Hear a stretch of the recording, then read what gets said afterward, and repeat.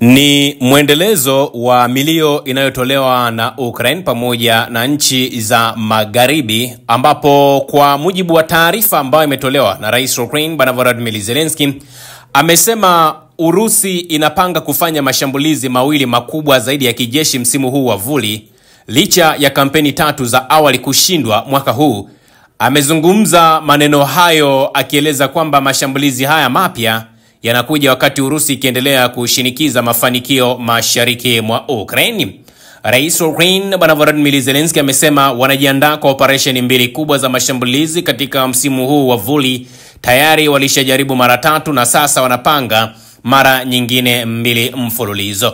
Kauli hii inafuatia taarifa ambazo zimeripotiwa awali kwamba Rais wa Urusi Putin kawaambia maafisa wa Marekani kwamba ananuia kudhibiti eneo lote la Donbas kufikia mwishoni mwa mwaka 2025, na kwa mujibu wa taarifa Putin anasema kwamba majeshi yake yanaendelea kushinda licha ya mafanikio ambayo wamekuwa wakiyapata kila eneo ambalo wanalihitaji. Na kwa mujibu wa taarifa, tangu Novemba 2022 Moscow imefanikiwa kuchukua ardhi ya Ukraine katika mashambulizi mbalimbali, ambapo hadi kufikia mwaka 2025 zaidi ya 10% ya taifa la Ukraine kwa hivi sasa lipo mikononi mwa Urusi.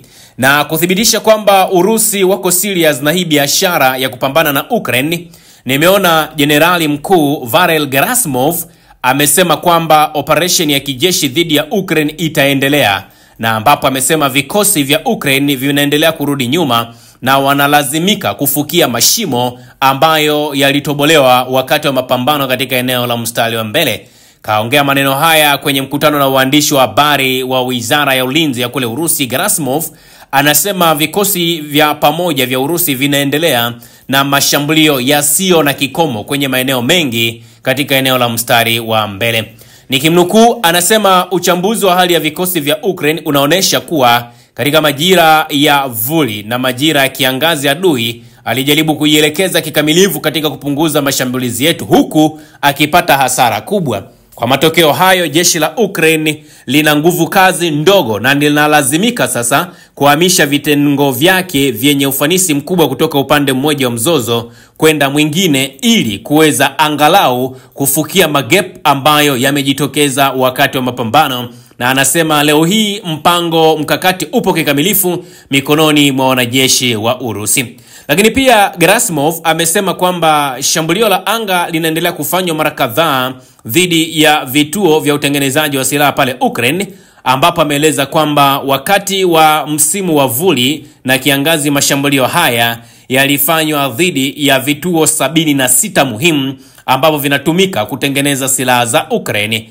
Anasema shambulio kubwa zaidi liliendelea kulenga vituo vya kijeshi na viwanda vya kijeshi nchini Ukraine, ambapo jenerali huyu anasisitiza kwamba mafanikio kwenye uwanja wa vita yanaweza kupatikana tu kwa msaada wa silaha za hali ya juu, makombora, bila kusahau risasi pamoja na silaha nyingine za kijeshi ambazo zinatakiwa kupelekwa katika eneo la frontline kwa ajili ya kuwakabidhi wanajeshi wa Urusi. Kwa hiyo anachozungumza Rais wa Ukraine Bwana Volodymyr Zelensky ni ukweli, kinaungwa mkono na Bwana Gerasimov anayesema kwamba wao wataendeleza operation yao, hakuna kurudi nyuma.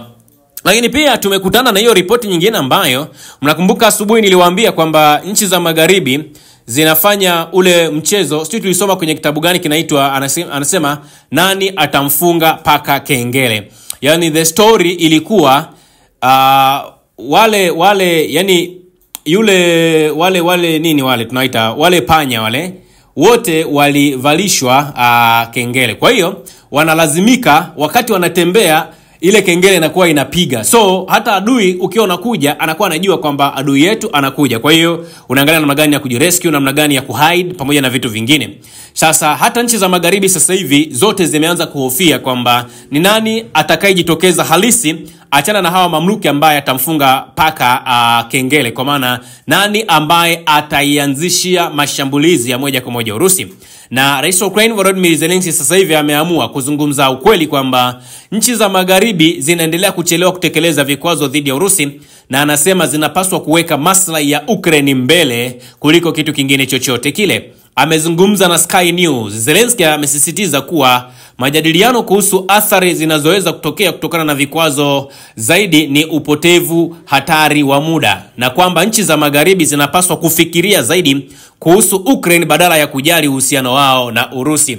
Yani hapa ndio kile huwa nawaambia, katika viongozi ambao akili zao inawezekana ni ndogo katika ufikirio ni rais wa Ukraine. Anasema hivi: nchi za magharibi zinapaswa kuifikiria zaidi Ukraine badala ya kujali uhusiano wao na Urusi. Sasa nitawaambia, unafahamu nchi za Ulaya zimekuwa zikitegemea Urusi kwa kiwango kikubwa sana. Ukiachilia mbali huo mvutano ambao unaendelea kati ya Urusi pamoja na Ukraine, na ndio maana anasema Ukraine inatumia akili ndogo na rais mwenyewe anatumia akili ndogo. Anasema hivi, yani mataifa ya Ulaya ya magharibi pamoja na Ulaya kwa ujumla yanatakiwa kuijali zaidi Ukraine. Na anasema hivi: naamini kuwa nchi zote zinapaswa kuacha kufikiria kuhusu mustakabali wao na uhusiano wao na Urusi na badala yake wafikirie kuhusu Ukraine, kwa sababu hili ni swala la sasa, alisema, akisema kwamba mtindo huu ni hatari na kwamba kuna namna ni kama kuna kausiri fulani kanaendelea hakutochukua hatua madhubuti za kuidhibiti Urusi.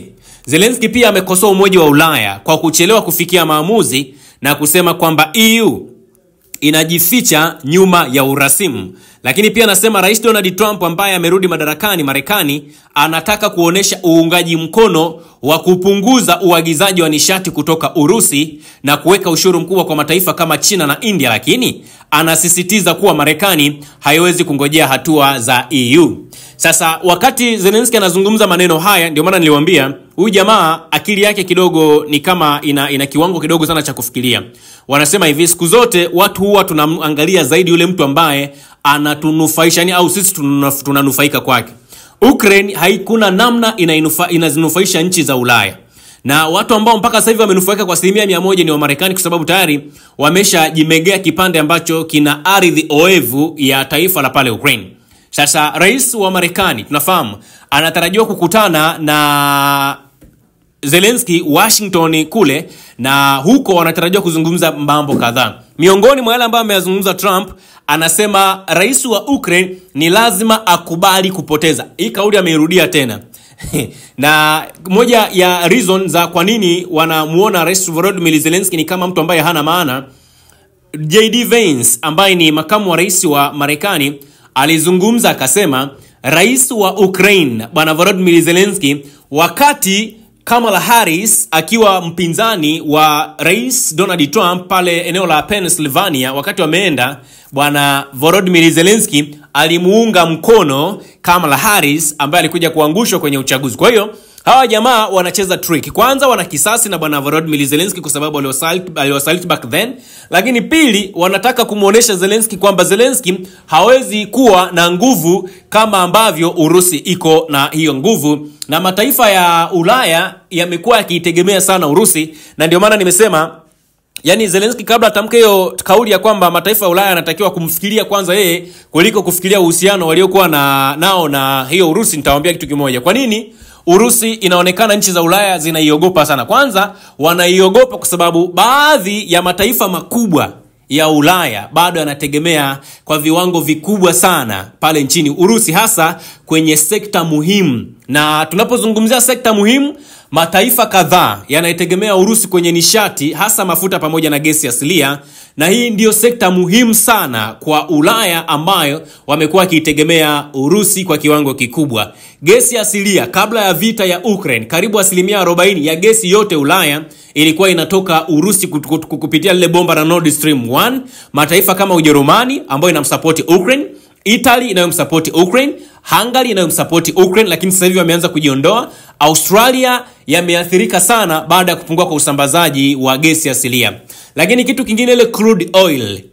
Crude oil haya tunaita ni mafuta ghafi. Urusi imekuwa muuzaji mkubwa wa mafuta kwa nchi za EU. Ijapokuwa vikwazo vya EU vilipunguza ununuzi, baadhi ya nchi bado zimeendelea kupokea mafuta kutoka katika taifa la Urusi, lakini kwa njia zisizokuwa za moja kwa moja. Lakini pia nchi za Ulaya zinashindwa kumwajibisha Putin kwa sababu nyingine ni kwamba wanaitegemea sana Urusi katika madini chuma pamoja na madini mengine muhimu kama vile aluminium, nickel, titanium ambayo yamekuwa yakitumika kwenye kutengeneza magari, lakini pia kutengeneza silaha za ulinzi wa anga pamoja na teknolojia mbalimbali. Na kama haitoshi, hizo baadhi ya nchi kama vile Ufaransa, Slovakia bado zinategemea Urusi kwenye usambazaji wa mafuta ya nyuklia katika mitambo yao. Hasa tunajua mafuta ya nyuklia yanatengenezwa na ile uranium. Lakini pia Urusi bado inategemewa na nchi mbalimbali za Ulaya kwenye eneo la chakula pamoja na mbolea. Urusi ni moja ya wauzaji wakubwa sana wa mbolea duniani pamoja na taifa la Belarus, ambao sasa hivi tumeona jana wamehitimisha yale mazoezi ya pamoja ya Zapad 2025. Sasa hiyo chakula pamoja na mbolea zimekuwa zikitumika sana kwenye mataifa ya Ulaya, na mbolea hizi pamoja na chakula vimekuwa vikitumika katika hasa mbolea kwenye swala zima la kilimo barani Ulaya. Kwa hiyo kuweka vikwazo, baadhi ya nchi zinaweza zikaona zitapitia nyakati ngumu sana kuweza kujitegemea. Lakini tazama kwenye sekta ya viwanda pamoja na mashine. Kabla ya uvamizi wa Ukraine, kulikuwa na ushirikiano mkubwa sana kwenye sekta ya uzalishaji wa vifaa vya kiwandani, vipuri pamoja na mashine. Ingawa sasa hivi pamoja na kuendelea kuwa katika mgogoro, eneo hilo bado nchi za Ulaya zinaitegemea Urusi. Tazama kwenye sekta ya masuala ya space cooperation, masuala ya anga za juu, masuala ya urushaji wa ndege na mambo mengine.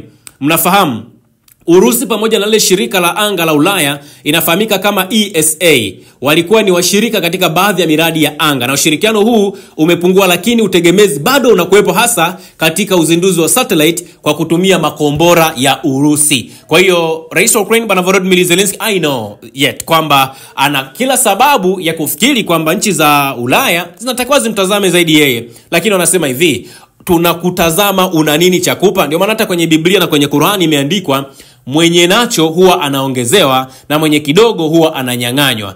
Ukraine wamenyang'anywa maeneo ambayo tunasema ni yana ile rare earth, kwa maana ya ardhi oevu ambayo ina madini na vitu vingine, na hayo maeneo sasa hivi yamechukuliwa na Marekani. Urusi anaendelea kuchukua baadhi ya miji, baadhi ya mikoa ambayo inapatikana kule nchini Ukraine. Tafsiri yake ni kwamba si swala la leo wala si swala la kesho kuiona Urusi au kuyaona mataifa ya Ulaya ya Magharibi au Ulaya ya Mashariki yanaenda kuisupport Ukraine katika viwango hivyo, au yanailani Urusi katika viwango hivyo, kutokana na hizo benefit ambazo mataifa hayo yanazipata kutoka katika taifa la Urusi. Usisahau kusubscribe, like na kubonyeza alama ya kengele. Asante.